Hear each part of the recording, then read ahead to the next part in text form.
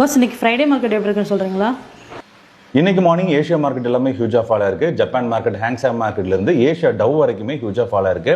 1% இருந்து 2.5% மேலேயே மார்க்கெட் எல்லாமே ஃபாலா இருக்கு. நேற்று நைட் அமெரிக்க பிரசிடென்ட் ட்ரம்ப் அவர்கள் என்ன பண்ணியிருக்காருன்னா சைனா மேல அடிஷனலா 10% டாக்ஸ் அவர் போட்டிருக்காரு. ஏற்கனவே 15% டாக்ஸ் இம்போஸ் பண்றதா அவர் சொல்லியிருக்காரு. இதோட சேர்ந்து பார்த்தா 25% டாக்ஸ் நம்ம சைனா மேல மட்டும் அவர் போட்டிருக்காரு. இது இம்ப்ளிமெண்ட் ஆச்சு அப்படின்னா சைனாவால அமெரிக்காவில் எக்ஸ்போர்ட்டே பண்ண முடியாது அப்படிங்கிற சூழ்நிலை வந்துடும். இது போக அமெரிக்கா ரஷ்யாவோடையும் சில நெருக்கம் காட்டிட்டு வரதுனால ஐரோப்பா முழுக்கவே ஒரு பதட்டமான சூழ்நிலை நிலவிட்டு இருக்கு. எப்ப வேணாலும் ரஷ்யா அடுத்த கட்ட போற தொடங்கலாம் அப்படிங்கிற நியூஸ் பரவிட்டு இருக்கிறதுனால ஏசியா மார்க்கெட் எல்லாமே இன்னைக்கு ஹியூஜா ஃபாலா இருக்கு. ஏசியா டவ் 1.96% ஃபாலா இருக்கு. ஜப்பான் மார்க்கெட் நிக்கி 2.8% ஃபாலா இருக்கு. சைனா மார்க்கெட் ஹாங்ஸாங் 1.7% ஃபாலா இருக்கு.